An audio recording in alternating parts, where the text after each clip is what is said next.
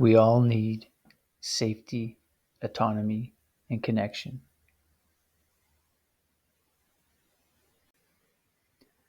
When we perceive these needs to be threatened, the stress response is activated, which includes sensations, emotions, thoughts, impulses, and behaviors like fight, flight, freeze, fawn, or cry for help.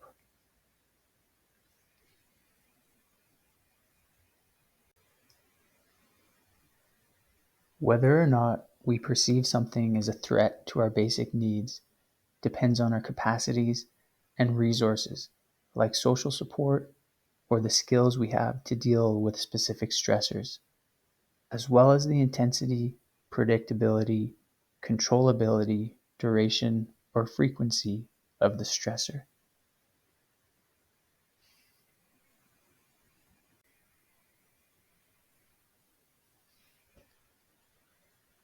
Resilience is the most common response to perceived threats, even when our needs remain unmet, as long as we're able to process the corresponding sensations, emotions, thoughts, impulses, and behaviors in a way that maintains our sense of agency and worthiness to meet our needs in the future.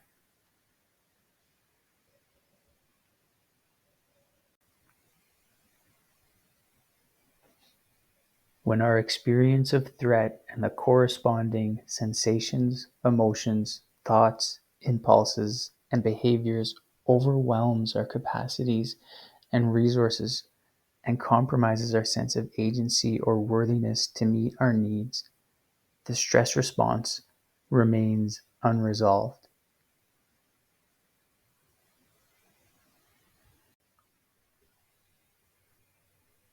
Our nervous systems adapt to unresolved stress by carrying the implicit sensory memories of threat in our subconscious and activating the sensations, emotions, and impulses when reminded of past threats in order to avoid them and keep us safe.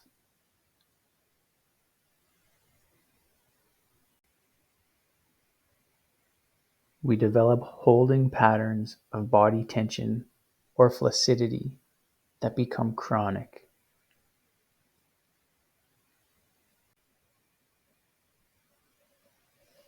We take on self-limiting fear and shame-based beliefs about ourselves and the world.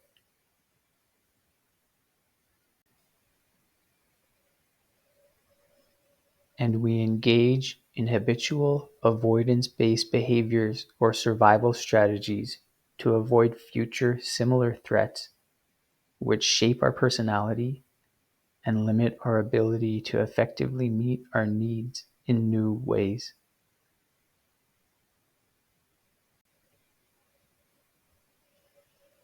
We also exile parts of our personalities that we believe might increase our risk of similar future threats, and develop protective parts or sub-personalities that are active in certain contexts that remind us of the initial threat, often subconsciously.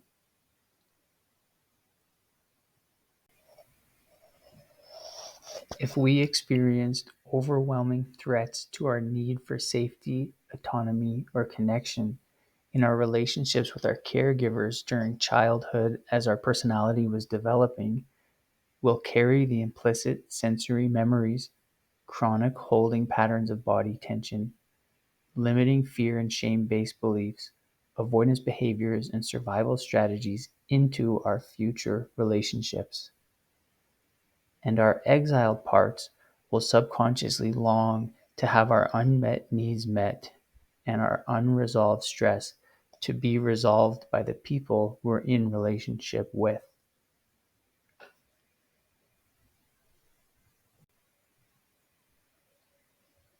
When others inevitably fail at meeting our unmet needs and resolving our past unresolved stress, we experience disconnection and conflict, often resulting in one of three common projects. Number one, attempting to change or control them. often through blame, shame, judgments, and criticism directed outwards, with the purpose of getting them to meet our unmet needs and resolve our past unresolved stress. Number 2, attempting to change or control ourselves, often with blame, shame, judgments, and criticism directed inwards, with the purpose of becoming worthy of having others meet our unmet needs and resolve our past unresolved stress. Number 3, giving up on the relationship and either coping with the pain and loneliness or seeking a new relationship in hopes of having our unmet needs met and past unresolved stress resolved. But until we can learn to reprocess the sensations, emotions, thoughts, and impulses related to our unresolved stress and implicit memories in a way that restores our sense of agency and worthiness to meet our needs in new ways, we'll likely continue to experience the same patterns of difficulties in our future relationships.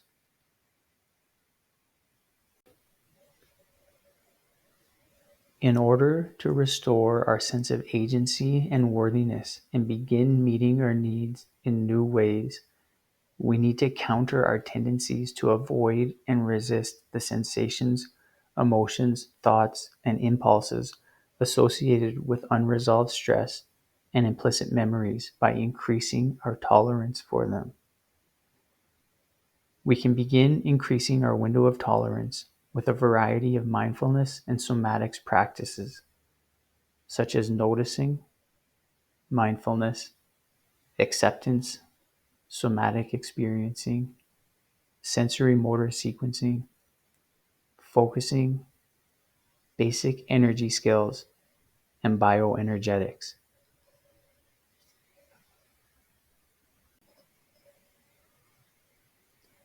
We also need to learn how to relate to ourselves in a way that allows us to let go of the burdens of implicit memories, chronic holding patterns of body tension, limiting fear and shame-based beliefs, and avoidance-based behaviors and survival strategies. Internal family systems provides a framework to relate internally in this way with the potential to release us from these burdens.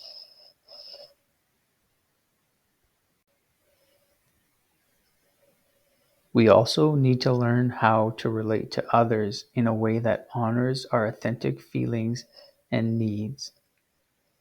Nonviolent communication provides a framework that supports this.